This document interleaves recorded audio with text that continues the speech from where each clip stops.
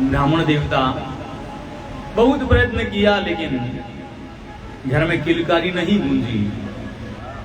सभी कर्मकांड किए, नाना प्रकार के उपाय किए, लेकिन ब्राह्मण देवता के घर में संतान नहीं हुई। और भाई, हमारा समाज बड़ा विचित्र है।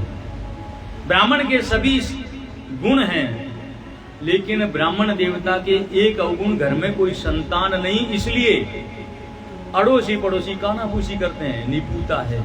इसका मुंह सुबह सुबह देखना बड़े ही अपशकुन का काम हो जाता है। एक दिन ब्राह्मण देवता प्रातःकाल उठे, स्नान पूजन इत्यादि करके घर से बाहर निकले, और 4-5 स्त्रियां जल भरने के लिए जा रही हैं, मटकी सिर पे ली हुई।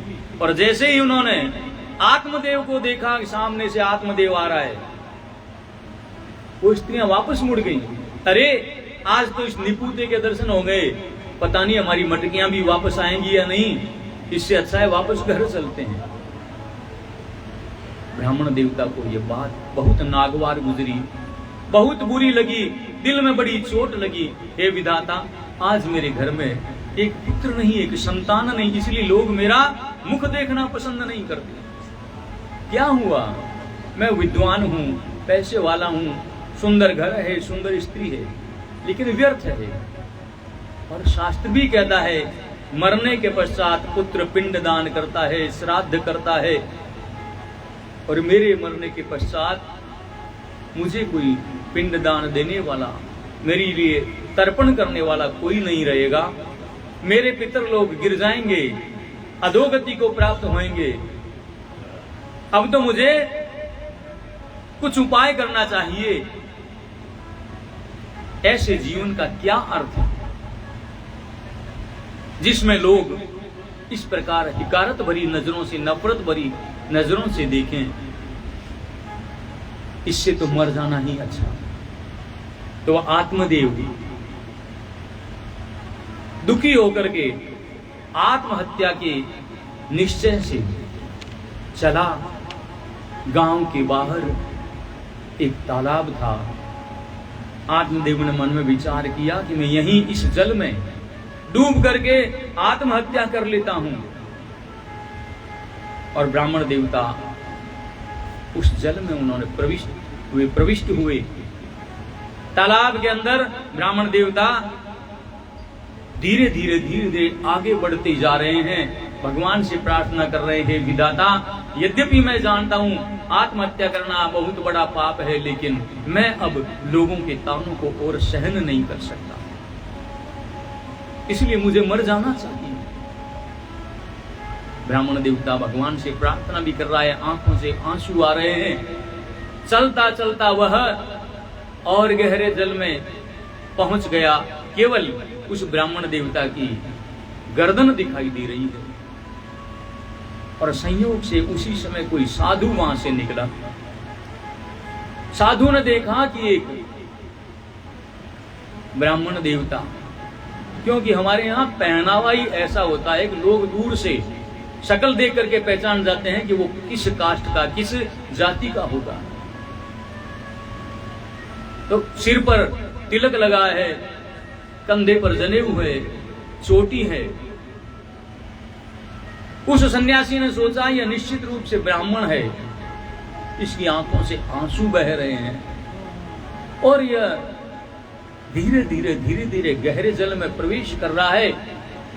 मुझे तो लगता है कि यह आत्महत्या का मानस बना रहा है, और यदि मेरे सामने इसने आत्महत्या कर ली तो मुझे भी पाप लगेगा। मुझे इसे बचाना चाहिए। और वह सन्यासी दौड़ता हुआ उस तालाब के किनारे आया। अरे ब्राह्मण देवता रुको, ब्राह्मण देवता रुको, बाहर आओ, तुम्हें क्या कष्ट है, तुम मरना क्यों चाह रहे हो? अब जब कोई आदमी दुखी होता है और कोई उसे सहानुभूति प्रकट करता है तो उसका दुख और अधिक आंखों के रास्ते बाहर निकलने लगता है। सहानुभूति की बात सुनी वो ब्राह्मण आत्मदेव अब तो फूट फूट करके रोने लगा। आकर के संत के चरणों में गिर गया। महाराज, क्यों मुझे बचाना चाह रहे हो आप? मेरा जीवन व्यर्थ है, मुझे मर जाने दीजिए। संत कहने लगे, भाई तुम्हें दुख क्या है, क्यों मरना चाहते हो? तुम्हारे ललाट से तो ऐसा लगता है तुम ज्ञानी हो, फिर तुम आत्महत्या जैसा पाप करने के लिए क्यों तैयार हो गए? आत्मदेव ने सारी बात बताई। हे ब्राह्मण देव, हे संत, हे महाराज, मेरे घर में कोई संतान नहीं, विधाता का दिया हुआ सब कुछ मेरे पास है। सुंदर स्त्री है, सुंदर घर है, वस्त्र, आभूषण, गहने, कपड़े, किसी चीज की कमी नहीं है। लेकिन फिर भी महाराज, मेरे घर में कोई संतान नहीं, और यहां तक कि मैं कोई गाय भी पालता हूं तो वह भी मेरे घर में आकर के बंध्या हो जाती है, और मैं अगर तुलसी का पौधा लगाता हूं वो भी जल जाता है। महाराज, लोग मुझे ताने देते हैं, घर से बाहर निकलते ही मेरा मुख देखना पसंद नहीं करते, मेरा मुख देखना अपशकुन मानते हैं। तो महाराज, धिक्कार है ऐसी जिंदगी, ऐसा अपमान सह करके मैं जीवित रहना नहीं चाहता। संत ने सुनी और मुस्कुराते हुए कहने लगे, हे ब्राह्मण देवता, क्या तुम समझते हो कि आत्महत्या करने से तुम इन पापों से, इस कष्ट से मुक्ति पा जाओगे? अरे भैया, तुम्हारे भाग्य में जो लिखा है वो कभी टल नहीं सकता। इस जन्म में अगर तुमने आत्महत्या कर ली तो यही दुख तुम्हें अगले जन्म में पुनः भोगना पड़ेगा। विधाता जो लेख लिख देता है वो लेख टल नहीं सकता भैया, चाहे सैकड़ों जन्म ले लो। और इसीलिए कहते हैं हमारी राजस्थानी भाषा में, उधार तो कभी आग में ही बढ़े कौन। आत्महत्या कर लेगा तेरे पाप उधार रह जाएंगे और इनका चुकारा अगले जन्म में करना पड़ेगा। ब्राह्मण देवता कहने लगा, तो महाराज क्या करूं, करना क्या है? पुत्र, मेरी बात सुनो, मन से यह भ्रांति निकाल दो कि बेटा होने से ही तुम्हारा जीवन सफल होगा। अरे संसार में कितने लोग ऐसे हैं जिनके घर में कोई संतान नहीं, फिर भी उनका नाम चल रहा है। पितामह भीष्म को देखो, कोई संतान नहीं, विवाह नहीं किया, लेकिन इनका नाम आज भी अमर है। राम भक्त हनुमान को देखो, जो अखंड ब्रह्मचारी हैं, लेकिन संसार में उनका नाम है। एक क्या पुत्र में हजारों नाम गिना सकता हूं। इसलिए मन से यह भ्रांति निकाल दो कि बेटा ही तुम्हारी मुक्ति कराने वाला है। आत्मदेव कहने लगा, महाराज, मैं भी ब्राह्मण हूं, शास्त्र मैंने भी पढ़े हैं, महाराज ज्ञान की बातें मैं भी कर सकता हूं, लेकिन आप तो ठहरे संत साधु, जोरू न जाता अल्लाह मियां से नाता, आपके आगे पीछे कोई है नहीं, कोई जली कटी सुनाने वाला है नहीं, इसलिए आप ये ज्ञान बघार रहे हो। महाराज, मेरी तरह अगर समाज में रहो, लोगों के ताने सुनो तो आपको पता लगे। बहुतेरा समझाया साधु ने, लेकिन आत्मदेव की बात समझ में नहीं आई, और अंत में आत्मदेव ने अपना निर्णय बता दिया कि महाराज, अब यहां तो चुपचाप आप यहां से चलते बनो, अथवा मुझे पुत्र दान करो। आप संत हो, पहुंचे हुए साधु हो, ऐसा मुझे आपको देख करके लगता है। और भगवान के भक्त तो सर्व समर्थ होते हैं महाराज, आप विधाता के लिखे हुए को भी टाल सकते हो। या तो मुझे बेटा होने का वरदान दो, अन्यथा महाराज आपको ब्रह्म हत्या लगेगी, क्योंकि मैं आपके सामने अभी जल समाधि ले लूंगा। संत ने मन में विचार किया, अच्छा इसको समझाने के लिए आया, गए तो नमाज पढ़ने, रोजा गले आ पड़ा, वही बात हुई। इसको समझाने के लिए आया था, ऊपर से अब ये तो कहता है कि आत्महत्या कर लूंगा, आपको ब्रह्म हत्या लगेगी, क्या किया जाए? तो संत ने अपनी झोली में हाथ डाला, उसमें एक फल को निकाल करके उस ब्राह्मण के हाथ में दिया।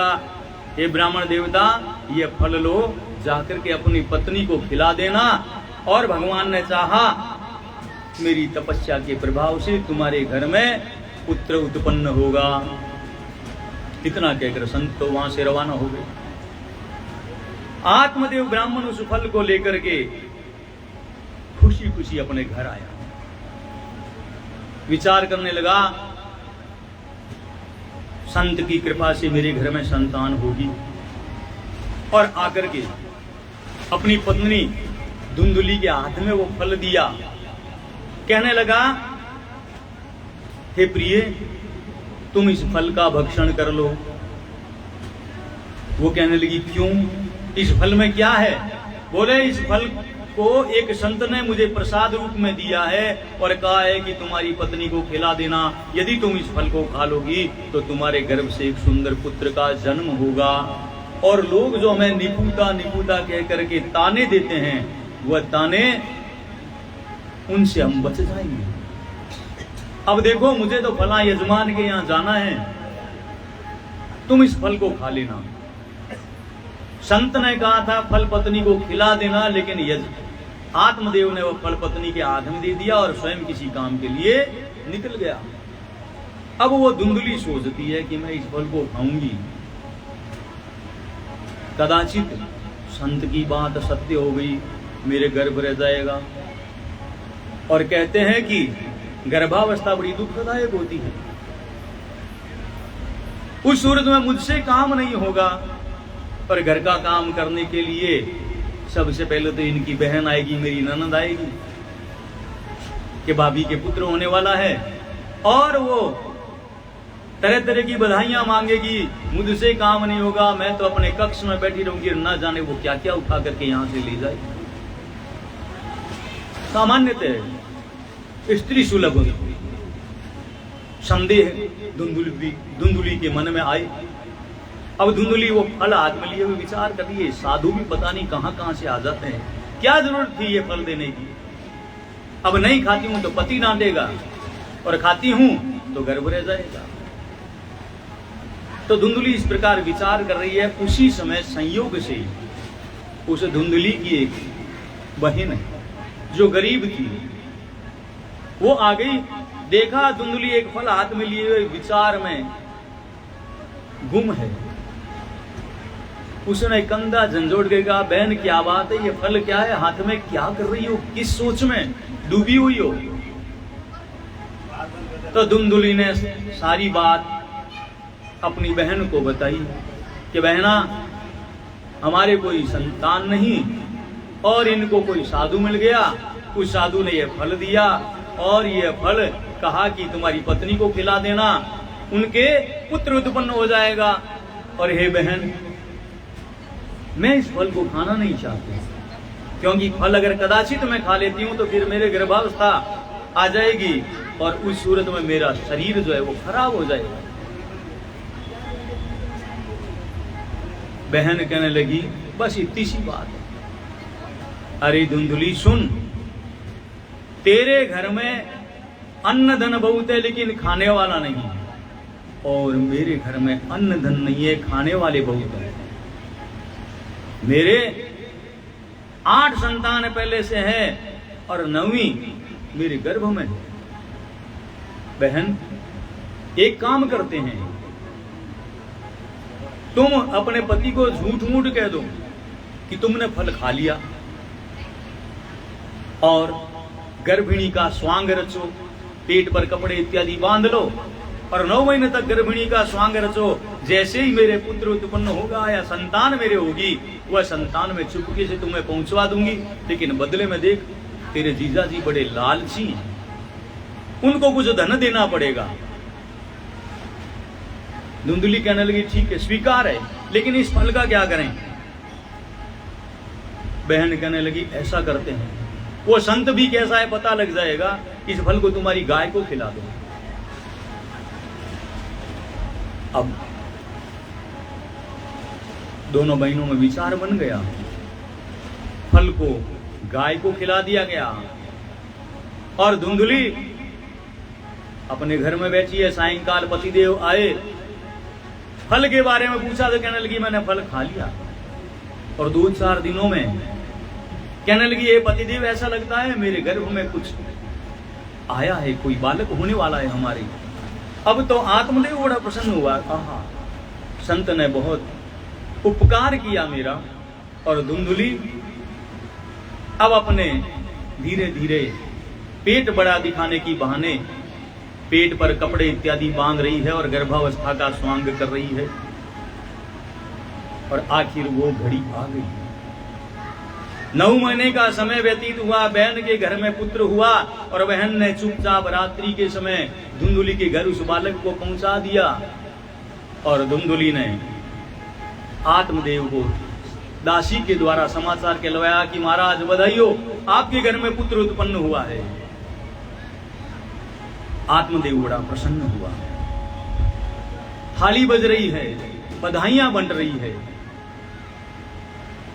आत्मदेव आज बड़ा प्रसन्न है कि मेरे घर में संत की कृपा से पुत्र उत्पन्न हो गया। और 2-3 दिन के बाद ही आत्मदेव के जो गाय पाली हुई थी जिसे वो फल खिलाया गया था, संत के आशीर्वाद से उस गाय के भी एक संतान उत्पन्न हुई। शरीर उसका मनुष्य जैसा और कान जो है गौओं के समान, इसलिए आत्मदेव ने उसका नाम रखा गौकर्ण। और धुंधुली से प्रसन्न होकर कहने लगा, देखो धुंधुली, संत की कृपा से हमारा भाग्य सुधर गया, हमारा बिगड़ा हुआ भाग्य सुधर गया है। हमारे घर में पुत्र रत्न उत्पन्न हुआ और हमारी गाय को भी एक पुत्र उत्पन्न हुआ है। देखो मैंने गाय के बेटे का नाम तो गौकर्ण रखा, मेरा नाम आत्मदेव, इसलिए मैं अपने पुत्र का नाम रखूंगा ज्ञानदेव। धुंधुली ने जैसे ये सुना और त्योरी चढ़ाती हुई भौएं मटकाते हुए कहने लगी, बड़े आए ज्ञानदेव, अरे 9 महीने मैंने गर्भ में रखा, दुख मैंने पाया और बेटा हुआ तब आप अपने नाम पर उसका नाम रखना चाहते हो? नहीं नहीं, ऐसा कदापि नहीं होगा। आत्मदेव कहने लगा, तो कैसा? धुंधुली कहने लगी, मेरा नाम धुंधुली और मेरे पुत्र का नाम मैं रखूंगी धुंधुकारी। आत्मदेव ने विचार किया, इससे ज्यादा माथा लगाने में सार नहीं, कोई बात नहीं, बेटा तो मेरा ही कहलाएगा, ठीक है धुंधुकारी ही नाम सही। और दोनों पुत्र धीरे धीरे बड़े होने लगे। जब 4 वर्ष के दोनों पुत्र हो गए तो आत्मदेव ने मन में विचार किया कि इनको अब शिक्षा देनी चाहिए। गाय का पुत्र गौकर्ण तो बड़ा आज्ञाकारी, क्योंकि संत की कृपा से, उसकी कृपा प्रसाद से हुआ है। पिता जैसे कहते वैसा करता, वैसा ही पढ़ता, लेकिन धुंधुकारी का मन पढ़ने में नहीं लगता। आत्मदेव बहुत समझ आता, लेकिन धुंधुकारी के एक बात समझ नहीं आती। और जरा सही आत्मदेव इधर उधर देखता तो नजर बचा करके खेलने के लिए भाग जाता। आत्मदेव यदि डांटता तो माँ के पास जाकर के पिता की शिकायत करता, देखो देखो पिताजी मुझे डांट रहे हैं। और धुंधुली दौड़ करके आती, मेरे बेटे को कुछ भी कहने की जरूरत नहीं, बड़ी मुश्किलों से इतने वर्षों के बाद हमारे घर में संतान हुई, खबरदार मेरे बेटे को कुछ नहीं कहना। मारवाड़ी में कहवे कि टाबर बिगड़े, टाबर सुधरे कसाले सुन, और साग सुधरे मसाले सुन। बच्चों को माता पिता अगर समझाएंगे नहीं तो बच्चे बिगड़ेंगे। ज्यादा लाड़ प्यार भी काम का नहीं। शास्त्र कहता है, लाल ये तो 5 वर्षाणी 10 वर्षाणी ताड़िए प्राप्ते तु 16 वर्षे पुत्र मित्रवत आचरित। हमारा नीति शास्त्र ये कहता है, बालक जब तक 5 वर्ष का हो तब तक उसका खूब लालन पालन करो, लेकिन अगर 5 वर्ष के बाद में आगे के 10 वर्ष जो हैं ताड़िए, उसको समझाना चाहिए, ज्ञान देना चाहिए, और नहीं माने तो उचित दंड भी देना चाहिए। प्राप्ते तू 16 वर्ष, और 16 वर्ष का पुत्र हो जाए। मारवाड़ी में कहते हैं पग रे बराबर, आप रे पग जूतो पग में आवन लाग जाए टाबर रहे, उस समय उसको मित्र के समान उसके साथ व्यवहार करना चाहिए। लेकिन ऐसा यहां नहीं हुआ। ज्ञानदेव गोकर्ण को समझाता है, उसको डांटता भी है, लेकिन गोकर्ण कुछ नहीं बोलता, पिता की आज्ञा का अनुसरण करता है। लेकिन यह धुंधुकारी पिता कुछ भी कह दे, तुरंत जाकर के माता को शिकायत करती है और माता बेटे का पक्ष लेकर पिता से लड़ाई करती है। आत्मदेव पढ़ाता है, लेकिन धुंधुकारी पढ़ता नहीं, खेलने के लिए भाग जाता है गली में, और संगत भी उसकी अच्छी नहीं। जो झगड़ालू बुरी आदतों वाले बच्चे हैं उनके साथ खेलता है। धीरे धीरे धीरे धीरे दोनों बालक युवा अवस्था में प्रवेश कर गए। गोकर्ण तो अपने पिता आत्मदेव की तरह कर्मकांड का जानकार हो गया, पढ़ाई लिखाई में निष्णात हो गया, होशियार हो गया। लेकिन यह धुंधुकारी गली के बच्चों के साथ रहते हुए बुरी आदतें सीख गया। पहले तो सिगरेट, बीड़ी इत्यादि धूम्रपान करने लगा, और धीरे धीरे धीरे धीरे इससे आगे बढ़ा, मद्यपान करने लग गया। और मद्यपान वो अवगुण है जिस एक के कारण बहुत सारे अवगुण अपने आप खींचे चले आते हैं। मद्यपान करने के कारण अब वह जुआ भी खेलने लग गया। अब जुआ खेलता है तो पैसे, अगर हार गया तो घर पे आकर के कहता पैसे दो। माँ इतने दिन तो चुपचाप उसको दे देती थी, लेकिन अब माँ के पास भी रुपए पैसे खत्म होने लग गए। तो माँ ने एक दिन कह दिया, बेटा जाकर के अपने पिता से मांगो, मेरे पास और नहीं है। पिता के पास आया और पिता ने समझाया, बेटा तुम करता क्या है, रोज तू 100-200 रुपए ले जाता है, बता तो सही तेरा ऐसा क्या खर्चा है। धुंधुकारी पिता से उल जलूल बात करने लग जाता है, पिता को डांटने लग जाता है। मेरी माँ ने कभी हिसाब नहीं पूछा, आप हिसाब पूछने वाले कौन होते हो? आपको मुझे पैसे देने पड़ेंगे, अन्यथा फिर मैं माँ को जाकर के कहता हूं। और यहां तक कि एक दिन तो उसने पिता का गला पकड़ लिया, पैसे देते हो अथवा 2 लगाऊं। आत्मदेव आज बड़ा दुखी है, और आज उस संत का ज्ञान आत्मदेव को याद आया। उस दिन तो समझ में नहीं आया। उस दिन तो संत ने जब कहा कि अगर पुत्र कुपुत हो जाएगा तो हे आत्मदेव किसको मुंह दिखाएगा। लेकिन आज इसके मन में बात पूरी तरह से समझ में आ गई कि संत ने बिल्कुल सही कहा था कि बेटा कभी तारने वाला होना आवश्यक नहीं है, मनुष्य के कर्म ही उसके तारने वाले होते हैं। अगर कर्म अच्छे हैं तो संसार में आपकी कीर्ति मरने के बाद भी वर्षों वर्ष तक रहेगी,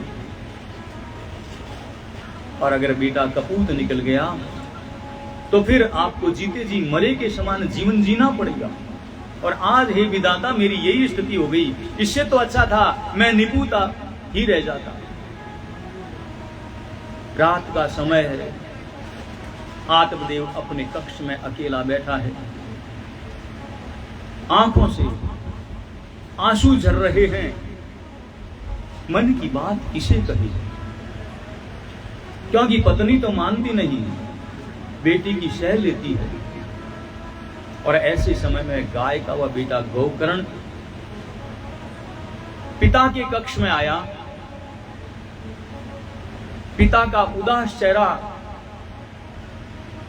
सूजी हुई आंखें और अश्रुओं से भरे हुए गाल देख करके गोकर्ण पूछने लगा, हे पिताजी क्या कष्ट है आपको, आप क्यों इतने दुखी हैं, आपके दुख का कारण मुझे बताइए। हे पिताजी मैं आपका पुत्र हूं और आपके कष्ट को निवारण करने का मेरा कर्तव्य है। गोकर्ण की इन बातों को सुन करके अब तो आत्मदेव अपने आप को रोक नहीं सका, फूट फूट कर रोने लग गया और गोकर्ण को अपने हृदय से लगा लिया। सारी बात बताई कि हे बेटा, किस प्रकार से धुंधुकारी ने आज मेरा गला पकड़ लिया, मुझे मारने के लिए तैयार हो गया। और आज एक पुत्र गौकर्ण, जो अपने पिता से जिसने ज्ञान प्राप्त किया है, वही गौकर्ण आज अपने पिता को ज्ञान दे रहा है। देहस्थिमांस रुधिरे अभिमतिं त्यजत्वं जाया सुतादिषु सदा ममतां विमुञ्च। पश्यानिशं जगदिदं क्षणभङ्गनिष्ठं वैराग्यराग रसिको भवभक्तिनिष्ठ। वैराग्यराग रसिको भवभक्तिनिष्ठ। गौकर्ण कहने लगा, हे पिताजी, आप किसकी चिंता करते हो? हे पिताजी, इस संसार में कौन किसका है? इस जन्म में जो तुम्हारा पुत्र है, क्या पता पिछले जन्म में आपका कौन था, और क्या पता अगले जन्म में हम पुनः वापस मिलेंगे अथवा नहीं। सब कर्मों का फल भोगने के लिए हे पिताजी इस संसार में आए हुए हैं। जैसे राह चलते पथिक किसी प्याऊ पर रुक करके जलपान करते हैं, पानी पीते हैं, और एक दूसरे से परिचय हो जाता है, प्रेम बढ़ जाता है, लेकिन जब अपना अपना समय हो जाता है तो सब अपने अपने रास्ते पर चल देते हैं। ये पिताजी वैसे ही है। यह संसार एक प्याऊ के समान, एक धर्मशाला के समान है, जहां पर हम सब जीव अपने पूर्वकृत कर्मों के आधार पर एकत्रित होते हैं, मिलते हैं, बातें करते हैं, और समय आने पर सब अपने अपने रास्ते पर चले जाते हैं। और हे पिताजी, रिश्ते नातेदारों की बात तो छोड़ो, यह शरीर जिसका हम इतना लाड प्यार करते हैं, जिस शरीर को हम सुंदर सुंदर भोजन, स्वादिष्ट भोजन करवाते हैं, सुंदर वस्त्र आभूषण पहनाते हैं, बड़ी इत्र फुलेल इत्यादि लगाते हैं, वह शरीर भी है पिताजी हमारा नहीं है। कि हाड मासिरो बनियो पिंजरो, हाड मासिरो बनियो पिंजरो, नाम धजो जिण रो काया, हो नाम धजो जिण रो काया। फिर नहीं सदा रहने वाली, फिर नहीं सदा रहने वाली, आवन जावन वारी छाया, आवन जावन वारी छाया। गोपी तुमात नारी सुत आदि जगतरा, नारी सुत आदि जगतरा, सब है झूठा बंधन है, सब है झूठा बंधन है। वैराग राग रस हरि भक्ति, वैराग राग रस हरि भक्ति, अब सुन रो साधन है,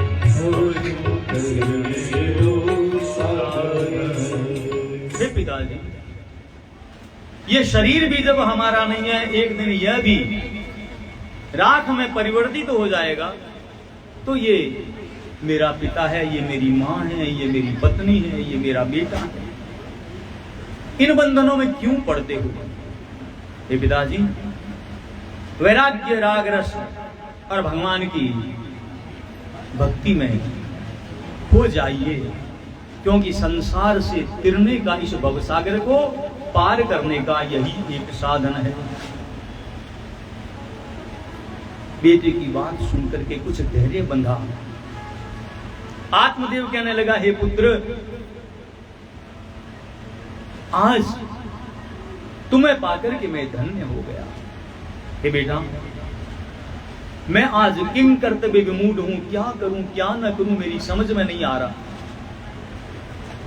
अब मुझे समझाओ, मुझे क्या करना चाहिए। तो गौकर्ण कहने लगा, धर्मं भजस्व सततम त्यज लोक धर्मान सेवस्व साधु पुरुषान जहि काम तृष्णान अन्यस्य दोष गुण चिंतनमासु मुक्त्वा सेवा कथा रसमहो नितराम पिबत तुम। हे पिताजी, इन कारण सदा धर्म धारो, इन कारण सदा धर्म धारो, तज लोक धर्म झूठा झगड़ा, लोक धर्म झूठा झगड़ा, सेवा साधु सजनारी कर, साधु सजनारी कर, जीतो जगरी झूठी तृष्णा, दूजारा दोष गुण मत देखो, दूजारा दोष गुण मत देखो,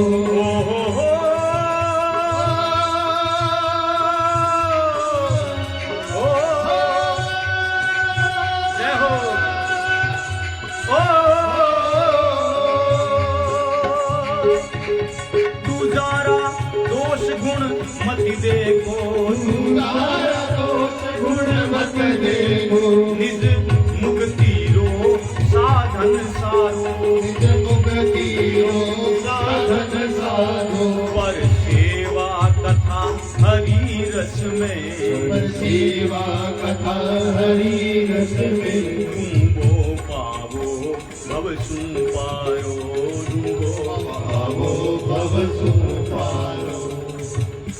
बोलिए सच्चिदानंद भगवान की जय।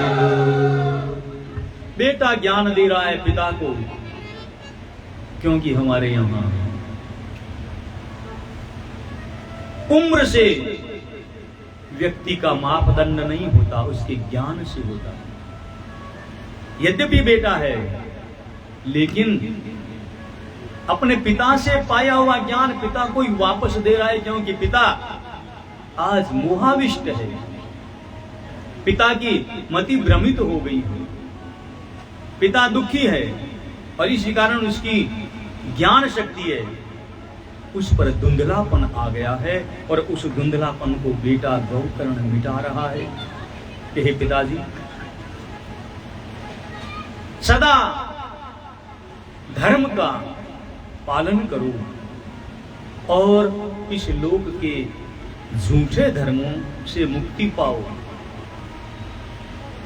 शास्त्र कहता है गृहस्थ में रहते हुए गृहस्थ का पालन करना, अपने पुत्र का पालन करना, नारी का पालन करना, संतान का पालन करना, माता पिता की सेवा करना, यह मनुष्य का कर्तव्य है। लेकिन हे पिताजी, अब आपका पुत्र वयस्क हो गया है, इसलिए हे पिता, अब आपको उसकी चिंता नहीं करनी चाहिए। अब उससे इतना मोह मत रखिए, साधु और सज्जनों की सेवा करिए और इस संसार की झूठी तृष्णाएं इनका परित्याग कीजिए। हे पिताजी, दूसरों के गुण दोष देखना बंद करें और अपने आप में झांकें। इस मनुष्य शरीर को प्राप्त करने का क्या उद्देश्य है, उस उद्देश्य के ऊपर विचार करें और परब्रह्म परमात्मा की कथा में, उनकी सेवा में अपने शेष जीवन को लगा दें। हे पिताजी, मेरा तो यही कहना। और जो बात साधु ने समझाई थी उस समय तो समझ नहीं आई, लेकिन आज बेटे के द्वारा समझाई हुई बात आत्मदेव की समझ में आ गई और आत्मदेव ने उसी समय अपने घर का परित्याग कर दिया और घर को छोड़ करके जंगल में चले गए। श्रीमद् भागवत महापुराण के 10वें स्कंद का मनन करते हुए उन्होंने मुक्ति को प्राप्त किया। और अब दूसरे दिन प्रातःकाल धुंधुकारी ने देखा कि रात को पिता को धमकाया हुआ है, अभी कुछ जेब खर्च मिल जाएगा। पिता के कक्ष में गया, पिताजी दिखाई नहीं दिए। मन में प्रसन्नता हुई, गहरी छुट्टी डोकर गयो। अबे तो माँ है रापा, माँ के पास पहुंचा, रुपये दो। माँ कहने लगी बेटा मैंने पहले ही कह दिया मेरे पास कुछ नहीं है। तो कहने लगा डोकरी सावधान, अभी 2 घंटे में वापस आता हूं, या तो मुझे पैसे दे देना अन्यथा फिर समझ लो तुम्हारी जिंदगी इतनी है। धुंधुकारी तो ऐसा कहकर के चेतावनी देकर के चला गया। धुंधुली ने मन में विचार किया कि अब तो 2 घंटे बाद में मेरी मृत्यु निश्चित है, बेटा आएगा और अच्छा है इस बेटे के हाथ से मरने से मैं खुद ही आत्महत्या कर लूं। और वह बेटे के दुख से दुखी धुंधुली जाकर के कुएं में कूद गई आत्महत्या करने। गौकर्ण को पता चला, पिताजी छोड़ करके जंगल चले गए, मां ने आत्महत्या कर ली, अब मेरी बारी भी आ सकती है।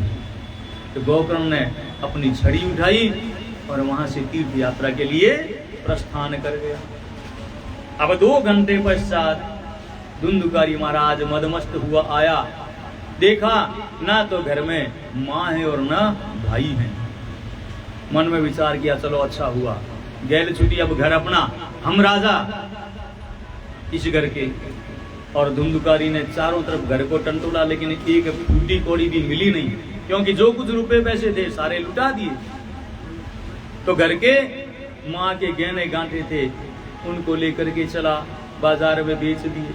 लेकिन भाई मारवाड़ी में क्या खाते खाते कुआं ही घूट जावे, कितने एक दिन चलेगा। गहने गांठों से कमाई थी वो खत्म हो गई। धुंधुकारी ने घर के बर्तन भांडे बेचने शुरू कर दिए, बर्तन भांडे भी बिक गए।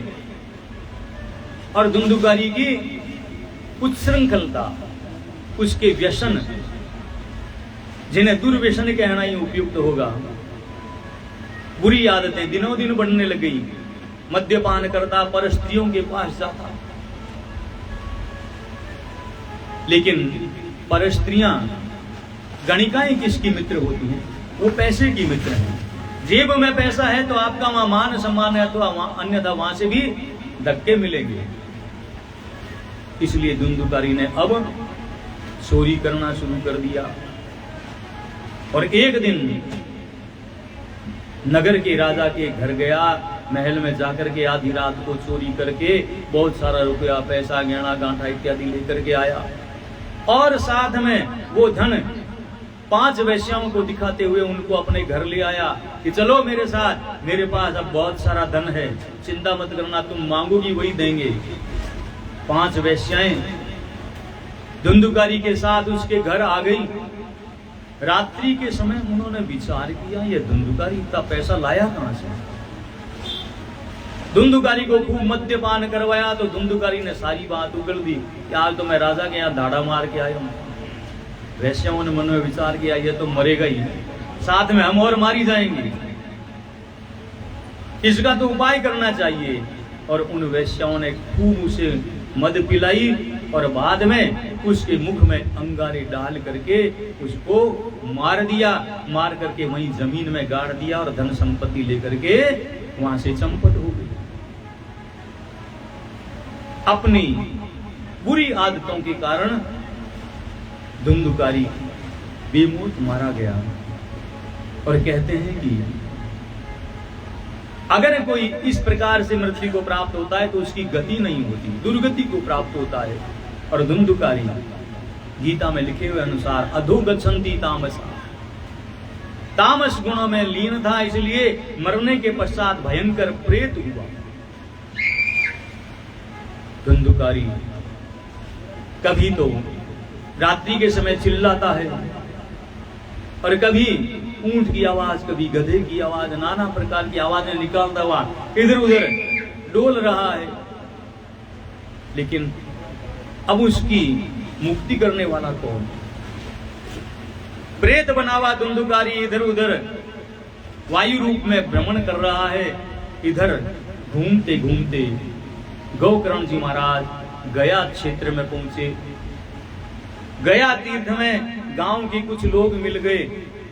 वो कहने लगे, रे गोकर्ण जी, आप तो यहाँ तीर्थ यात्रा कर रहे हो और आपके घर में आपकी माँ जो है उसने आत्महत्या कर ली और तुम्हारा भाई जो है उसे किसी वैश्याओं ने मार दिया। धुंधुकारी की मृत्यु सुन करके, माँ की मृत्यु सुन करके गोकर्ण तो कष्ट तो हुआ, लेकिन कर क्या सकता है। गोकर्ण ने गया जी में उनके नाम का पिंड दान किया, श्राद्ध किया, मेरा भाई मेरी माँ जहां भी हो उनकी मुक्ति हो जाए। और अब गोकर्ण घूमता घामता वापस अपने गांव एक दिन आया। सायंकाल का समय था। गोकर्ण जी ने सोचा घर इतने दिन से बंद पड़ा है, प्रातःकाल साफ सफाई करेंगे, अभी तो रात का समय है, सो जाते हैं। तो गोकर्ण जी महाराज अपने घर के आंगन में सो रहे हैं और आधी रात का समय हुआ। वैसे ही नाना प्रकार की आवाजें उन्हें सुनाई दी। कभी रोने की आवाज सुनाई देती है, कभी चिल्लाने की आवाज सुनाई देती है, कभी जंगली जानवरों की, शेर की आवाज सुनाई देती है। आधी रात को इस प्रकार की आवाजें सुन करके गोकर्ण जी की आंख खुल गई। गोकर्ण जी ने सोचा, इस घर में दिखाई तो कोई नहीं देता, ये आवाजें किसकी? आत्मदेव जैसे पिता का पुत्र है, मंत्र वेदता है, मंत्रों को जानने वाला है। हाथ में जल लिया और उस आवाज को लक्ष्य करके जल छोड़ दिया। अरे तू जो कोई भी है मेरे सामने आ, मुझे बता तू कौन है और क्यों आधी रात को मुझे मेरी नींद में खलल डाल रहा है। और वह धुंधुकारी जोर जोर से रोते हुए छाया रूप में अपने भाई के सामने आया, निवेदन करने लगा, हे भाई, मैं और कोई नहीं, तुम्हारा बड़ा भैया धुंधुकारी हूं। मेरे कर्मों के कारण मैं भयानक प्रेत योनि में पड़ा हुआ हूं। हे भैया, आप पिताजी की तरह ज्ञानी हो, ध्यानी हो, कर्म कांड के जानकार हो, मैं बड़ा दुख पा रहा हूं, कृपा करके मेरे कष्ट को दूर करो, मुझे इस योनि से मुक्ति दिलाओ। आत्मदेव ने मन में विचार किया, मैंने गया में इसका श्राद्ध किया, फिर भी अभी तक प्रेत बना हुआ है। हे भैया, मैंने तुम्हारा तो गया श्राद्ध कर दिया। तो धुंधुकारी कहने लगा, ऐसे सैकड़ों गया श्राद्ध कर दो, लेकिन मेरी मुक्ति संभव नहीं। अब यहां पर कई लोग प्रश्न करते हैं, महाराज गया में श्राद्ध करते हैं तो मुक्ति हो जाती है, इसकी मुक्ति क्यों नहीं हुई? तो इसके पीछे विद्वज्जन कारण बताते हैं कि श्राद्ध करने का अधिकार स्वकुल के व्यक्ति को, खून का जिससे रिश्ता हो उसका होता है। हम अपने पिता का श्राद्ध कर सकते हैं, बड़े भाई का श्राद्ध कर सकते हैं, जिनसे हमारा खून का रिश्ता है उनका हम श्राद्ध कर सकते हैं। लेकिन यह तो गाय का बेटा है, संत के आशीर्वाद से उत्पन्न हुआ है, और धुंधुकारी न जाने किसका पुत्र है, क्योंकि धुंधुली का बेटा नहीं, आत्मदेव का बेटा नहीं, धुंधुली ने तो पैसे देकर के खरीदा था।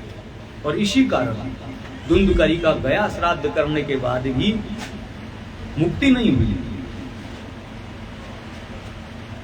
अब गोकर्ण कहने लगा, तो ठीक है भैया, प्रातःकाल मैं विचार करूंगा तुम्हारी मुक्ति कैसे हो। प्रातःकाल हुआ, गोकर्ण जी नींद से उठे। अब किससे पूछें? सूर्य भगवान को अर्घ देने लगे तो उगते हुए सूर्य को देखा, और देखिए इस भारतवर्ष के ब्राह्मणों की मंत्र शक्ति। सूर्य भगवान को लक्ष्य करके उस गाय के पुत्र गोकर्ण ने हथेली में जल लिया, अभिमंत्रित किया और उसे सूर्य भगवान की तरफ उछालते हुए निवेदन किया, तुभ्यं नमो जगत साक्षिन् ब्रूहि में मुक्ति हेतुकम्। हे सूर्य भगवान, आप तो जगत साक्षी हैं, आप कृपा करके बताइए मेरे भाई धुंधुकारी की मुक्ति कैसे होगी। और गोकर्ण के मंत्रों की शक्ति के कारण चलते हुए सूर्य भगवान रुके तो नहीं, लेकिन अपनी गति को धीमी करते हुए उन्होंने उसके प्रश्न का जवाब दिया। श्रीमद् भागवतान मुक्ति सप्ताह वाचनम कुरु।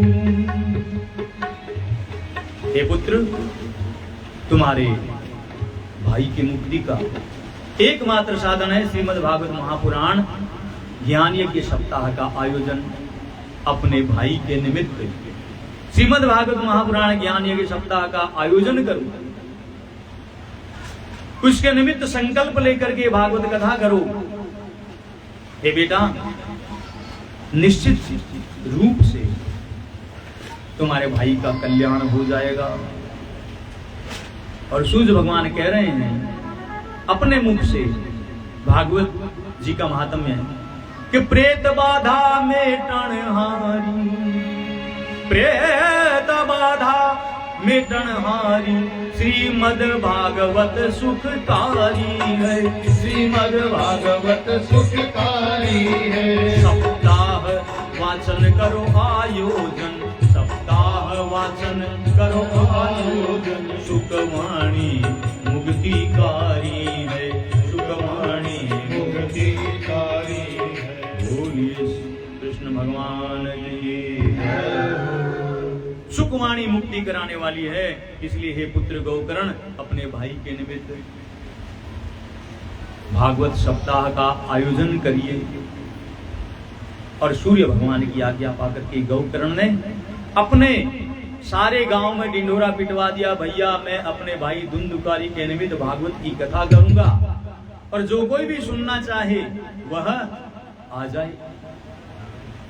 गौकर्ण ने सुंदर मंडप बनाया। आजकल तो हमारे यहाँ चारों तरफ लोहे का प्रचलन हो गया।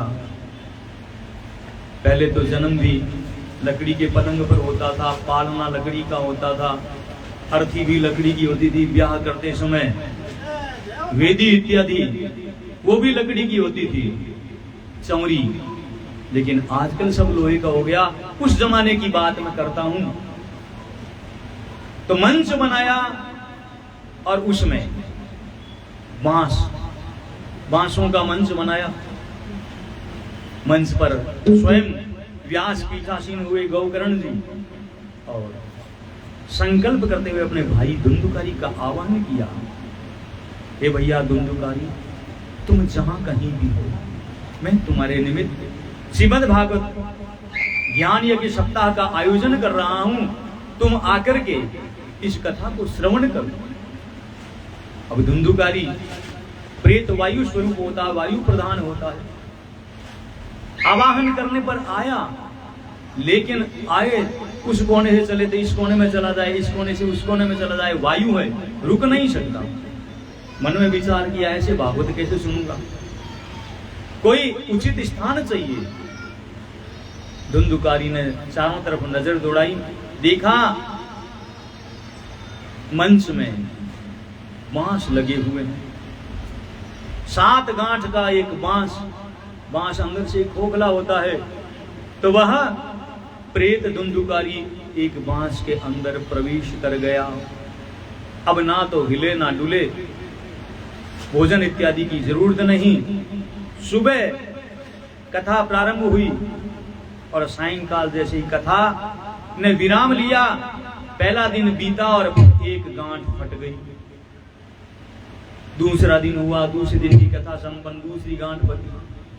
तीसरे दिन तीसरी, चौथे दिन चौथी, पांचवें दिन पांचवी, छठे दिन छठी और 7वें दिन जैसे ही 7वीं गांठ ऊंटी आवाज करते हुए और सब लोगों ने देखा कि आकाश से एक बड़ा सुंदर विमान आया और उस बांस के अंदर से विष्णु पार्षद के रूप में पीले वस्त्र धारण किए हुए देव स्वरूप में धुंधुकारी प्रकट हुआ और अपने भाई को प्रणाम किया। हे भैया, आपकी कृपा से, श्रीमद् भागवत महापुराण के श्रवण की कृपा से मेरी प्रेत योनि से मुक्ति हुई। और विष्णु पार्षद उस धुंधुकारी को अपने रथ में, उस विमान में बैठा करके ले जाने लगे भगवान विष्णु के लोग। और जैसे ही वो प्रस्थान करने के लिए तैयार हुए, गौकर्ण ने रोक दिया, भैया रुको रुको। विष्णु पार्षद कहने लगे भाई क्या बात है? बोले महाराज अत्रैव बहवः सन्ति श्रोतारो मम निर्मला। महाराज मेरे बहुत से श्रोता हैं, अकेला धुंधुकारी श्रोता नहीं था, गांव के सारे लोग बैठे हैं, सबने भागवत सुनी। मैंने ऐसा तो नहीं कि धुंधुकारी के लिए अलग से कोई भागवत नहीं, सब लोगों ने भागवत श्रवण की, लेकिन आप लोग एक ही विमान लेकर के आए और धुंधुकारी को लेकर के जा रहे हो। महाराज इससे लोगों में क्या संदेश जाएगा कि भगवान विष्णु के यहाँ भी भाई भतीजावाद चलता है। गौकर्ण ने कथा की इसलिए उसके भाई को भगवान विष्णु ने अपना लोक दिया। नहीं नहीं, और विमान आने चाहिए, मेरे अन्य श्रोता हैं उनको भी विष्णु लोक मिलना चाहिए। भगवान विष्णु के पार्षद हंसने लगे और कहने लगे श्रवण विभेदेन फल भेदो अत्र संस्थित। महाराज आपकी बात सही है, लेकिन जैसी कथा तुम्हारे भाई धुंधुकारी ने सुनी वैसी कथा दूसरों ने नहीं सुनी। बड़ी सुंदर शब्दों में कवि वर्णन करता है, वो बैठे हुए श्रोता श्रद्धा से। गोकर्ण जी कह रहे हैं भगवान विष्णु के पार्षदों से, वो बैठे हुए श्रोता श्रद्धा से सबने ही हरि की कथा सुनी, सबने ही हरि की कथा सुनी। पर एक विमान ही क्यों आया, पर एक विमान ही क्यों आया, ये बात नहीं कुछ हमें जमी, ये बात हमें जमी। वैकुंठ लोक में भी भैया, वैकुंठ लोक में भी भैया, क्या भाई भतीजावाद चला, क्या भाई भतीजावाद चला। गोकर्ण कही जब हरि कथा, गोकर्ण कही जब हरि कथा, धुंधुकारी को हरि धाम मिला। धुंधुकारी को हरि धाम। इसलिए महाराज मुझे स्वीकार नहीं है। तो भगवान विष्णु के पार्षद कहने लगे कि सुन बोले हरि सेवक तब यूं, बोले हरि सेवक तब यूं, ओ सुन बोले हरि सेवक तब यूं, सुन बोले हरि सेवक तब यूं। हरि लोक में न्याय सदा होता, हरि लोक में न्याय सदा होता। जो जैसा भाव रखे मन में, जो जैसा भाव रखे मन में, वैसा ही बरगद फल होता। वैसा ही बरगद फल होता। कोई सोचे नई जूती लाया, कोई सोचे नई जूती लाया, कोई लेन जाय मन घबराया, कोई लेन जाय मन घबराया। तो करी सोचे बहु घर इकली, जो करी सोचे बहु घर इकली, बोले ना तिजोरी का ताला, बोले न तिजोरी का ताला। श्रोताओं की मन की बात बताते हुए भगवान विष्णु के पार्षद कहने लगे, हे गौकर्ण जी, धुंधुकारी तो प्रातः काल से लेकर के जब तक कथा चलती तब तक, बल्कि रात के समय भी 7 दिन इसने ना तो भोजन किया ना जल पिया, और नित्य भगवान की कथा को मन लगा करके इसने सुना। और जब कथा विराम हो जाती तो रात्रि को उसमें उस सुनी हुई कथा पर चिंतन करता, मनन करता। लेकिन महाराज आपके जो श्रोता बैठे हैं ना, उनकी गति मैं आपको बताता हूँ। कई श्रोता तो ऐसे हैं आकर के पंडाल में तो बैठ गए, लेकिन बार बार पीछे देख रहे हैं। आज ही नई जूती खरीद कर लाया था, कहीं सेवा ना कर जाए कोई। डोकरी आकर के बैठी है कथा में, और जैसे ही हाथ लगाया अपनी कुर्ती के, पहले माताएं कुर्ती और उसके जेब हुआ करती थी, अल चाबी तो घर में ही भूलिए अलमारी थी, आज बींदनी एक लिए हो रही, मारा सगड़ो भेद खुल जाए, गहना गांठा से देख ले। तो महाराज शरीर से वो बैठे हैं, लेकिन मन उनका कहीं और था। इस कारण से महाराज केवल एक धुंधुकारी के लिए विमान आया। अब गौकर्ण ग्रामीणों की तरफ मुखातिब हुआ। ग्रामीणों को कहने लगा, देखो भाइयों, भगवान विष्णु का ये न्याय है। मन लगा करके जिसने कथा सुनी, कथा पर चिंतन मनन किया, ऐसा नहीं कथा सुनी और शाम को प्रसाद लिया, कथा को यहीं झड़का करके आगे घर चले गए। आज कथा में क्या सुना, उससे हमें क्या सीख मिलती है? परमात्मा की कृपा की कोई कथा सुनते हो तो परमात्मा कितना दयालु है, इस बात का मन में चिंतन करो। परमात्मा की कृपा को याद करके, उसकी अनुभूति करके आंखों से अश्रुधारा बहने लग जाए, तब समझो आपने कथा श्रवण की है। गौकर्ण कहने लगा,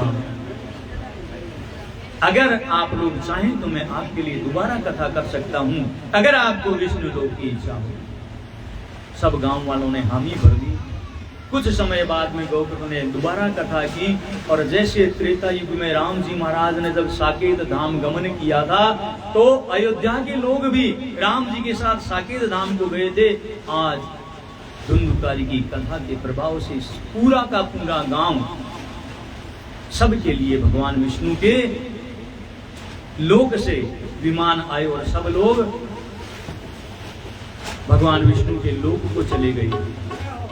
सूत जी कहते हैं, हे शौनकादिक ऋषि, यह श्रीमद् भागवत महापुराण की कथा का सुंदर महात्म्य, जैसा मैंने अपने गुरुदेव वेद व्यास जी महाराज जिन्होंने अपने पुत्र सुखदेव को यह कथा सिखाई थी, उस समय मैंने सुना, वैसा आपके सामने मैंने रख दिया। यह श्रीमद् भागवत महापुराण सदा सेवनीय है। इसका एक श्लोक, आधा श्लोक अथवा एक शब्द भी अगर कान में पड़ जाए तो वह कल्याण करने वाला होता है।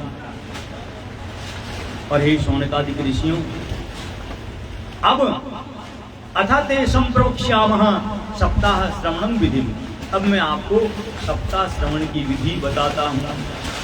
तो सूत जी महाराज बता रहे हैं, मानो हम कलयुग के लोगों को ही उन 88,000 ऋषियों के व्याध से ज्ञान दे रहे हैं कि यदि मनुष्य में सामर्थ्य है, इतना पैसे वाला है, इतनी संपत्ति वाला है कि वह अकेला ही कथा का आयोजन कर सके, तो उसे अपने पैसे से स्वतंत्र रूप से कथा का आयोजन करना चाहिए। और यदि ऐसा संभव न हो, अपने घर परिवार के लोगों को मिलाकर, अपने अड़ोसी पड़ोसी को मिलाकर 10-20 लोग एकत्रित होकर सार्वजनिक रूप से धन एकत्रित कर कथा का आयोजन करेंगे और सर्वप्रथम कथा का मुहूर्त निकलवाएं। यद्यपि भागवत कथा के लिए मुहूर्त विशेष की कोई आवश्यकता नहीं, जब भी, क्योंकि भगवान का नाम जैसी स्थिति में जब भी लिया जाए तो परम कल्याण का करने वाला होता है। लेकिन यदि कोई अनुष्ठानिक रूप में किसी उद्देश्य को लेकर के कथा करवाता है तो उसे इसका मुहूर्त निकलवाना चाहिए। उसके बाद में भगवान गणेश, नवग्रह, षोडश मातृका और पौराणिक आचार्यों का प्रतिदिन कथा प्रारंभ होने से पहले पूजन करना चाहिए। मंडल में शालिग्राम शिला रखनी चाहिए और सभी इष्ट मित्रों को, नाते रिश्तेदारों को निमंत्रण पत्र भेज करके बुलाना चाहिए, आग्रह करना चाहिए कि हमारे घर में भागवत की कथा हो रही है और आप सब लोग पधारें। और ऐसा नहीं केवल बुला लिया, आने वालों के लिए उचित स्थान, भोजन आदि की भी व्यवस्था करनी चाहिए तथा कथा मंडप बना करके वक्ता के लिए सुंदर सिंहासन रखें। और ध्यान देने योग्य बात, हे शौनकादिक ऋषियों, कथा वक्ता से ऊपर श्रोता को नहीं बैठना चाहिए। और इसी कारण हमारे यहाँ जब भागवत कथा का आयोजन होता है तो वाचक का, व्यासपीठ का की ऊंचाई सबसे अधिक होती है। वक्ता और श्रोता को कथा के दौरान अप्रासंगिक बात नहीं करनी चाहिए। जितना अधिक हो सके कथा की ही बात करनी चाहिए। अनर्गल चुटकुले इत्यादि सुना करके समय व्यर्थ नहीं गंवाना चाहिए। इनके लिए और बहुत से आयोजन हैं, लेकिन अगर कथा की जाए तो कथा के अंदर व्यथा नहीं होनी चाहिए। भगवान की जितनी अधिक कथा कर सकें उतनी करनी चाहिए। और श्रोताओं को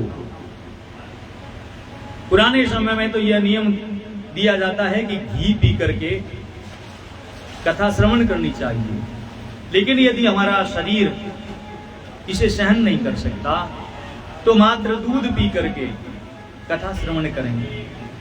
अगर आपका शरीर इससे भी उचित नहीं मान पाता, दिन भर कथा में बैठ नहीं सकते, भूख लगी हुई है, तो फिर केवल फलाहार करें और कथा श्रवण करें। और यदि यह भी सामर्थ्य न हो तो एक समय भोजन करें। लेकिन भाई कई भोजन भट्ट होते हैं, भोजन के बिना उनसे रहा नहीं जाता, तो शास्त्र कहता है कि एक बार नहीं 2 बार भोजन करिए, 3 बार करिए, 4 बार करिए, लेकिन इतना करिए कि आपको कथा में बैठे हुए नींद ना आए, आलस ना आए, बार बार लघु शंका इत्यादि के लिए उठना ना पड़े। और कथा के दौरान वक्ता और श्रोता दोनों को ब्रह्मचर्य का पालन करना चाहिए। अगर हो सके तो भूमि पर शयन करे अथवा काठ के पलंग पर शयन करे, लकड़ी के पलंग पर शयन करे। गरिष्ठ भोजन का परित्याग करना चाहिए इन दिनों में कि महाराज अभी तो कथा है, खूब कचौड़ी पकौड़ी दही बड़ा, नहीं, गरिष्ठ भोजन नहीं होना चाहिए कथा के दौरान, क्योंकि यह सब शरीर के लिए उपयुक्त नहीं है। सात्विक आहार लेने चाहिए। और विशेष रूप से दरिद्र, क्षय रोगी, अभागा व्यक्ति, संतानहीन, पापी और मोक्ष की इच्छा करने वाले इस कथा को अवश्य श्रवण करें। अर्थात भागवत के द्वार सभी के लिए खुले हैं, वो चाहे दरिद्र है, चाहे रोगी है, अभागा है, संतानहीन है, सभी को भागवत श्रवण करने का अधिकार है। और जिस स्त्री को मासिक धर्म न होता हो अथवा एक ही बार प्रसव हुआ हो और कभी प्रसव न हुआ हो, जिसके बच्चे होते ही मर जाते हों, जिसका गर्भ गिर जाता हो, ऐसी स्त्रियों को प्रयत्न पूर्वक इस कथा को सुनना चाहिए। क्योंकि हे शौनक जी, इस कथा के श्रवण करने से ये सारे दोष भगवान की कृपा से नष्ट हो जाते हैं। और कथा के प्रारंभ में तथा अंत में दोनों समय आरती करनी चाहिए। कथा प्रारंभ होने से पहले ठाकुर जी की आरती करे और जब कथा विराम ले उस समय भागवत भगवान की आरती करे। साथ ही लेट कर कथा श्रवण नहीं करनी चाहिए। जो लेट कर कथा सुनते हैं उनको अजगर की योनि मिलती है, लेकिन यदि कोई बीमार है, बैठने में सक्षम नहीं है, तो ऐसे व्यक्ति के लिए छूट है, वह लेट कर भी कथा श्रवण कर सकता है। और महाराज, जो व्यक्ति कथा सुना रहा है वह व्यक्ति जब तक व्यास पीठ पर बैठा है वह सामान्य व्यक्ति ना होकर के व्यास स्वरूप होता है। इसलिए कथावाचक को, व्यास पीठासीन व्यक्ति को, श्रीमद् भागवत महापुराण को प्रणाम करना चाहिए कथा में आए तब। और यदि बीमारी हो, अशक्तता हो, तो आप कक्ष में बैठे बैठे कथा श्रवण कर सकते हैं और वहां से मानसिक प्रणाम किया जा सकता है। साथ ही चलती कथा में कभी भी प्रश्न नहीं करने चाहिए। इसका कारण बताते हैं कि कई बार कथा में सब तरह के लोग आते हैं, कई श्रोता हैं, कई श्रोता हैं और कई श्रोता हैं। श्रोता है वो आराम से कथा श्रवण करता है सीधी कमर रख करके, सोता है वो पहले पंडाल में जाता है, वो जगह देखता है, कूलर पास में लगा, वो कुछ सारा हो तो जाकर के वहां बैठ जाएगा और आराम से खर्राटे भरेगा। और कई श्रोता, संत कहते हैं कि श्रोता से सोता फिर भी ठीक है, लेकिन सरोता ठीक नहीं है। सरोते का काम काटना है, कटकट करना है। तो कई लोग कथा में केवल इसलिए आते हैं छिद्र अन्वेषण के लिए। रामेश्वर जी कथा करिए, मंच तो बढ़िया लगा है, लेकिन ऊपर कोई व्यवस्था ढंगरी करी वो नहीं, फड़फड़ा कई। बाकी तो सब ठीक है, कूलर अठीन और लागू हो तो ठीक रहे उनको। संगीतकार तो ठीक है, लेकिन तबले पर महाराज रावण जी सा ला गए। अब आई कोई सोच क्यों नहीं बात है।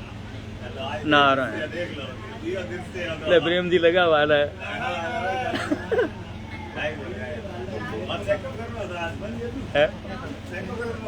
अरे ओठी तो चाल रही है कूलर यार, वो इन्वर्टर में चाल रही है क्या?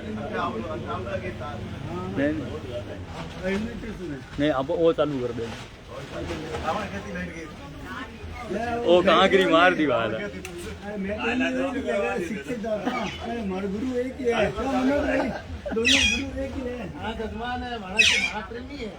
जय